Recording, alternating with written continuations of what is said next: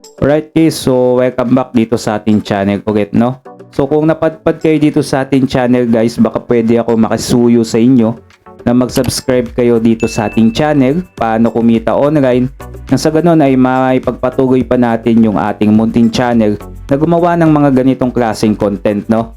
So ngayon guys, magbibigay ako sa inyo ng tutorial, simple tutorial lang dito sa Gaia Wallet Airdrop, no? So paano nga daw makakuha ng XP dito? Ilan ba makukuha ang XP kapag nag-swap daw dito sa Gaia Wallet, no? At ano ang kanyang criteria upang makakuha tayo ng airdrop o yung free money dito kay Gaia Wallet sa dadating na TG nila sa January 18, no? So sa mga nagtatanong kailan ba launch ng TG nila dito? Sa January 18 guys, 2026, no? Next year. So ngayon guys, unang-una, syempre kung wala pa kayong Gaia Wallet, yung link nito nasa video description. Lagay nyo yung code natin guys, tapos create kayo ng wallet dito, no? So ang gawin ninyo, syempre, kung gusto ninyong makakuha ng XP dito, meron sila ditong task. Ayan. Yan. So tayo is meron tayong 853 XP na dito sa isang account natin, no? So dito may mga task sila dito. Ayan. Dito sa baba, ayan. So dito sa airdrop section, may task dyan. So ang gawin nyo lang is i-follow nyo lang yung kanilang mga social media, i-like ninyo siya, or mag-comment kayo. Then iba't iba yan guys, may retweet yan. So 2 XP yan, ayan o. So may kita nyo may mga task dyan, tagda 2 XP. So unang-una, bago kayo gumawa ng XP dito, punta muna kayo dito sa inyong settings, no? Tapos dito yung isi-save ninyo dito yung inyong guys yung inyong social media, halimbawa Twitter account, yan. So ibabind niyo yun dito, no? So saan ba yun? May binding yan dito guys So mukhang tinanggal yata, pero alam ko may binding. Lalabas yan dyan kapag gumawa kayo ng task, no?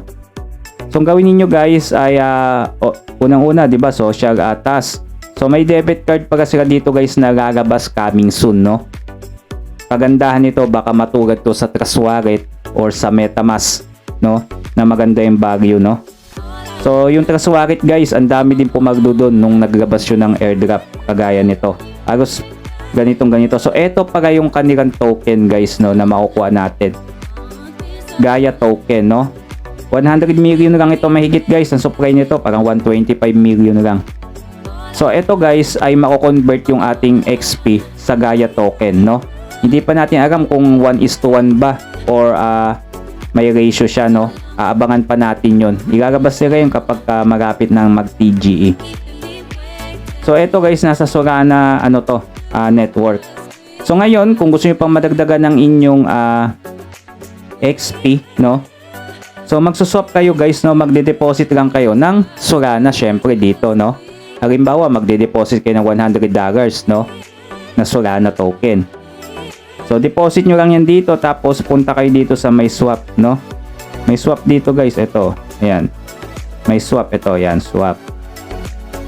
So dito, halimbawa, yung Solana ninyo, isuswap ninyo sa ayan, halimbawa dito sa USDC na lang, ayan. Dollars din naman niya, kagaya ng USDT, no? Halimbawa, may isang Solana token kayo, no? Ayan. So $130 ang katumbas nun guys. So instant, meron na agad kayong 130 na XP points, no? Tapos may ranking na din kayo na silver, kasi may ranking, may gold, silver, tsaka platinum. So kapag naka silver ka dito, mas maganda-ganda din yung allocation na ibibigay sa iyo o yung airdrop compare sa wala kang rank, no? Yung hindi nagsuswap dito ng $10, kasi $10 ang kailangan dito upang makapag-swap ka na magiging ranking ka na silver, no? So ang kailangan ninyo is mag-ipon ng XP dito. So kapag halimbawa yung Solana ninyo sinwap ninyo sa USDC, di 130 points XP points na kagad yun. Tapos pag yung USDC ninyo binalik ninyo ulit sa Solana, so another 130 ulit yun guys, no? Kaya lang may gas fee nga lang siya, no? Mabawasan na siya ng kaunti. So meron na kayong total na 260 na XP points. So napaka ano lang, no? So kung magsuswap kayo 10 beses, maganda. Abot kayo 1,000, no? Pasok kayo dito sa ranking ng XP points na silver, no? Ayan, so may nakalagay dito $10 swap to reach silver. Mas maganda yung may rank kayo dito guys kaysa sa wala, no? Kaya napaka basic lang naman, no? Kung may funds kayo na Solana, bakit hindi? No, swap nyo yan. Tapos pagkatapos nyo mag-swap, di balik nyo na sa wallet ninyo o dun sa exchange din. I-cash out nyo na ulit sa GCash, no? Ganun lang, no? So maghihintay na lang tayo guys ng conversion. So ito, ayun, may convert dito guys. Makikita nyo, ayan. Convert to Gaia. Convert to Gaia is coming soon, no? Yan, so possible na maging maganda yung value nito guys. Itong Gaia token kasi napaka-konti ng supply nito, no? Hindi kagaya ng iba ay madami. So yun na lang guys, no? Bagong tutorial natin. Kung gusto nyo makaipon ng madaming XP, yan, mag-swap-swap kayo dito. Pero kung gusto nyo ng totally free, gawin nyo yung task, social task, no? Yun, pwede yun. So kaya lang, wag na tayo mag-expect ng ng malaking bigay kapag konting XP lang talaga yung naipon ninyo. Kasi mas maganda ay malaking XP, madami XP ang makuha ninyo, no?